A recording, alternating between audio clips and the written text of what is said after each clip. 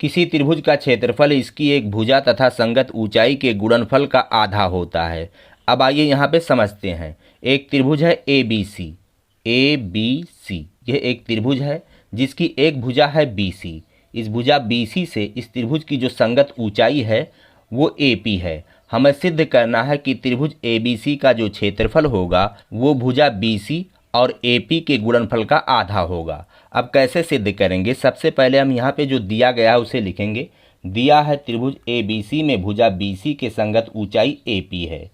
सिद्ध करना है त्रिभुज ए बी सी का क्षेत्रफल बराबर 1/2 गुणे बी सी गुणे ए पी। अब यहाँ पे हमें रचना करना होगा।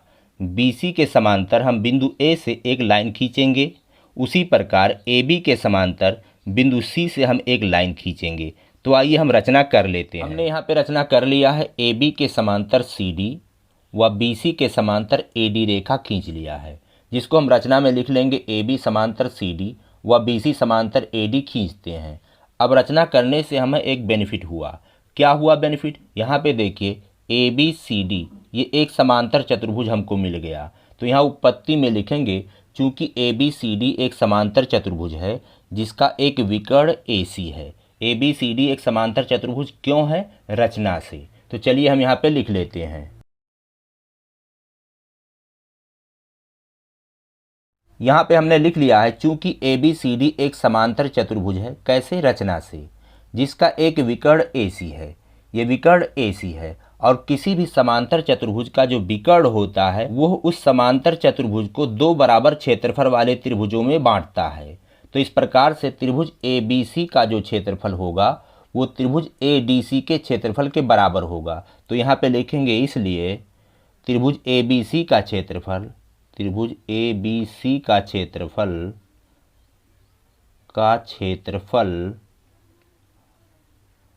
वो बराबर होगा त्रिभुज ए डी सी का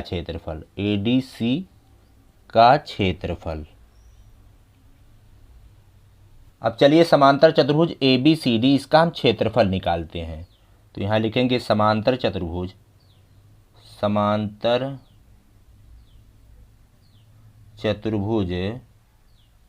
ए बी सी डी का क्षेत्रफल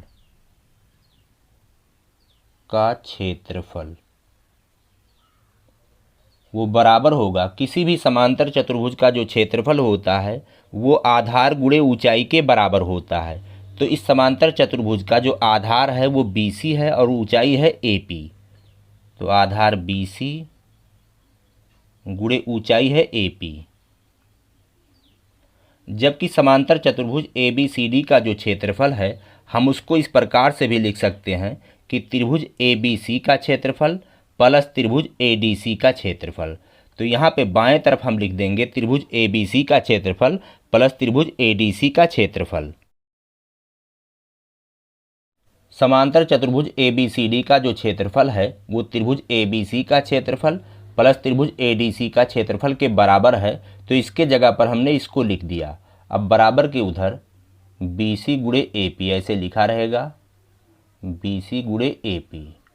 अब चूंकि त्रिभुज ए बी सी का क्षेत्रफल और त्रिभुज ए डी सी का क्षेत्रफल वो बराबर है। यहाँ देखिए ऊपर त्रिभुज ए बी सी का क्षेत्रफल बराबर है त्रिभुज ए डी सी का क्षेत्रफल।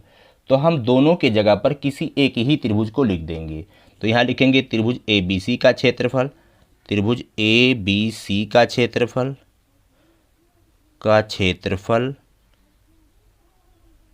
प्लस त्रिभुज ए डी सी का क्षेत्रफल वो बराबर लिख देंगे त्रिभुज ए बी सी का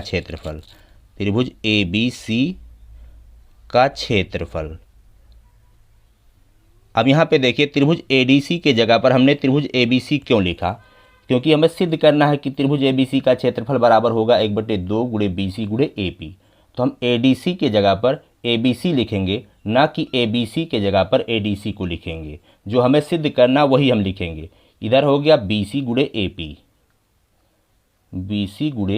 पी। अब त्रिभुज ए बी सी का क्षेत्रफल प्लस त्रिभुज ए बी सी का क्षेत्रफल तो हो गया 2 गुणे त्रिभुज ए बी सी का क्षेत्रफल, बराबर के इधर बी सी गुणे ए पी। 2 को जब हम उधर ले जाएंगे तो भाग में बदल जाएगा। तो त्रिभुज ए बी सी का क्षेत्रफल, त्रिभुज ए बी सी का क्षेत्रफल उधर जाएगा तो 1/2 लिख सकते हैं, भाग में बदल गया, बटे 2 हो गया, गुणे बी सी गुणे ए पी। और हमें यही सिद्ध करना था कि त्रिभुज ए बी सी का जो क्षेत्रफल है वो भुजा और संगत ऊंचाई के गुणनफल का आधा होता है।